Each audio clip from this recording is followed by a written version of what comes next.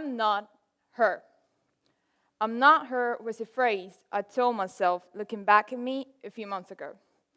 I was looking in the mirror, but the person I was seeing reflected in it wasn't me. It wasn't who I was or who I wanted to be. It was what I thought people would like, accept. I was so scared about what other people thought of me that I had lost sight of who I really was. I was scared, had long hair, had changed my likes and dislikes because that's what I thought people expected from me. But in this aim to please everyone, I had forgotten to please the most important person in my life, me.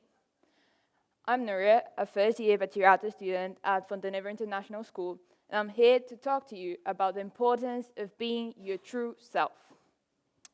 We live in a world based on stereotypes. We see them everywhere, on TV, on adverts, on the news, but also on our family and friends. We get told, that doesn't look good on you, like, pick something else. Do you really like that kind of style? We see ads with gorgeous models, perfectly straight teeth. We get influenced by how favorite character dresses.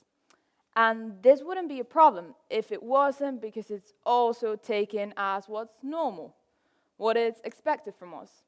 We become self-conscious of how we are and try to change it instead of embracing it because it's seen as strange, weird, different. What a nice word. A word that talks about uniqueness, and we still keep on putting a negative connotation to it. We seem to be much more comfortable generalizing. We sort it into boxes, into a group with certain characteristics.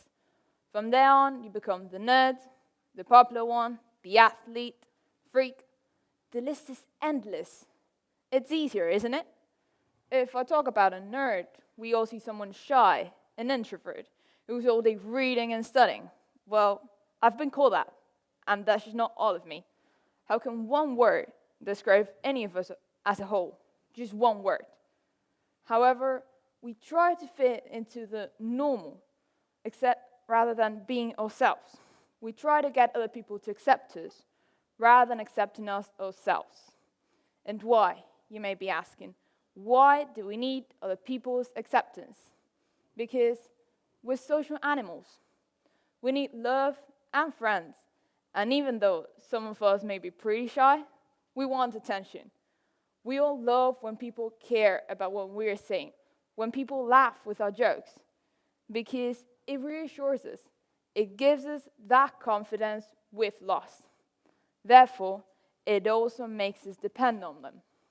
If one day you say something stupid, if everyone laughs at you, it feels like the end of the world. If people stop thinking you're worth it, you'll end up believing it yourself. And here is where we make the mistake. Instead of learning to love and accept ourselves, in the short run, it's much easier to invest more effort in trying to fit in. So we keep a low profile to be loved. But then, how are we supposed to get that attention we so desperately seek for if we become equal to everyone else? How are we supposed to stand out if we're the same? So I would like to ask each of you for a small favor, something we've been told since we're kids, but it seems to me we forget as we grow old. To have respect. And I'm not talking about saying your respective viewpoint. I'm talking about fully understanding and respecting it. I'm talking about not judging before you know. Because once you respect others, most of the irrational hate stops existing when you appreciate the difference between each human being. We're all different, and we should be proud of our differences, not ashamed of them.